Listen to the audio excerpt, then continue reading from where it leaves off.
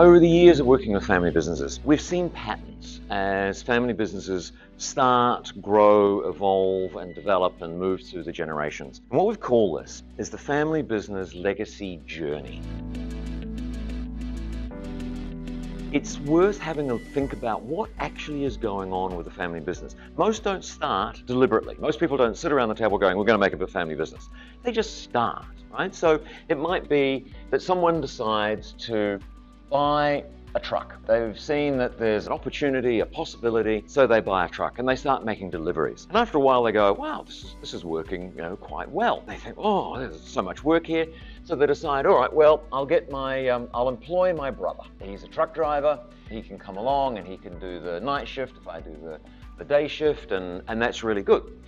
Then it gets really radical. After a while, you actually decide you can pay your brother, right? You've got enough cash flow, things are happening, so, he's happy, starting to happen.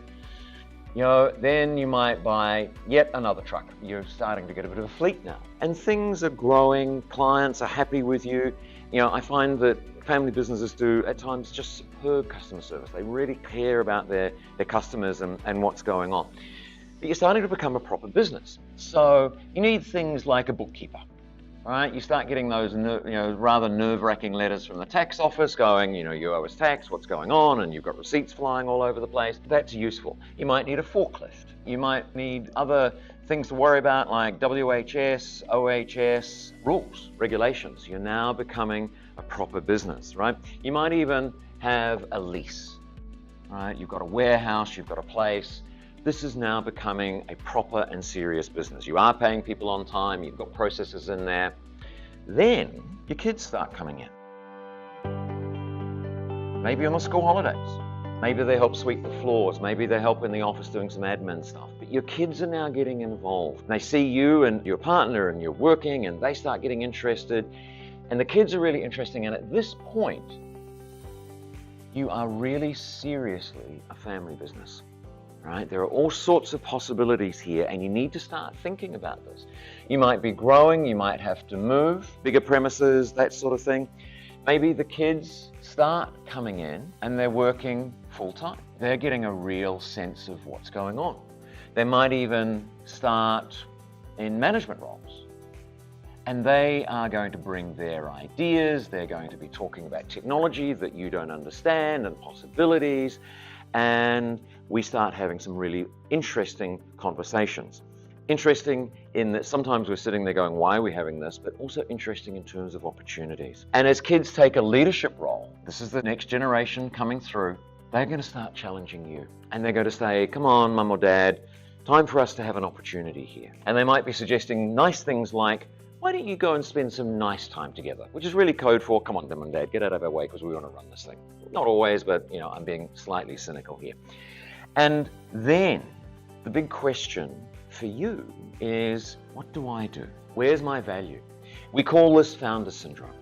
You've built this thing up. You dragged it from one truck where you couldn't pay your brother for several months to suddenly something, you've got a fleet.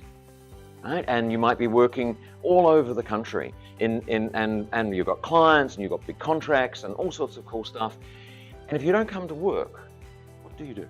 And so much of our identity as founders is linked and tied into this business. And it's a really challenging time. This is when a lot of people come and talk to us. Actually, we'd rather you come and talk to us more up here, right? Because in fact, it's easier because we can show you the sort of things that need to be done and get you ready.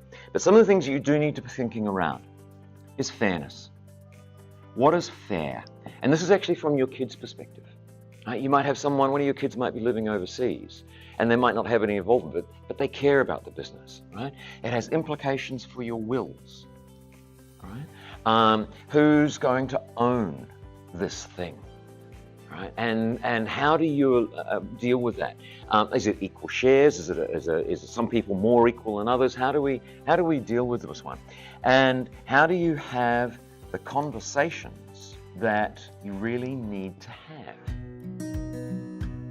The conversations that are honest and are transparent. Every single family business that I work with says, I'll never let this business get in the way of family relationships.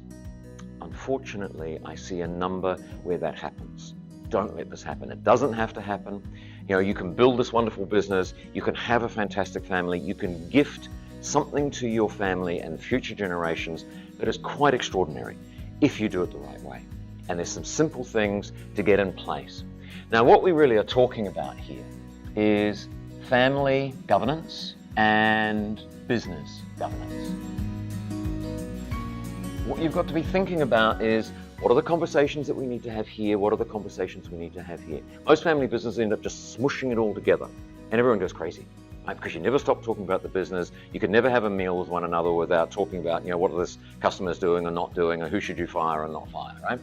Business governance is your shareholders, or who are the shareholders, your board, and of course management. Up here in family governance, we're talking about a family charter. And this is just a wonderful thing to do with your family. It is challenging at times, but you have the conversations that actually every family really needs to have, and you have a family council. And this allows you to be able to talk about money. If you're a successful business, you have money, often quite a lot of money. And everyone gets really awkward about this. You've got to be able to talk about this. How do we pass on the shares? What's the process? And what we'll be saying to you is you need to be thinking 40 years ahead.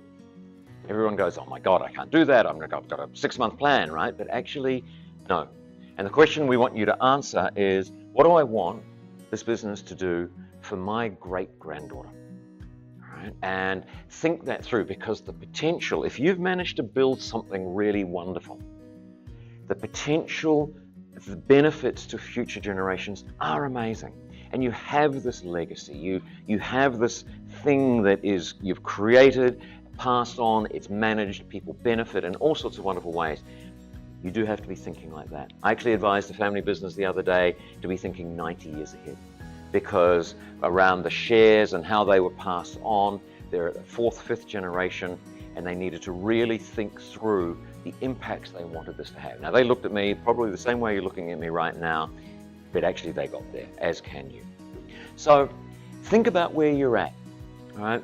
Instead of coming to us when you're here, we can help, we can do all sorts of really cool things here. Come to us when the kids start getting involved, when you're actually becoming a family business. It clears the expectations. It allows people, particularly your kids, to go, what is my career? Right? And some kids go, yes, I really want to be involved with this. Some of them go, it's not for me, and that's absolutely fine. Right? But they have an involvement that fits both with their skills and how much they want to be involved. So talk to us.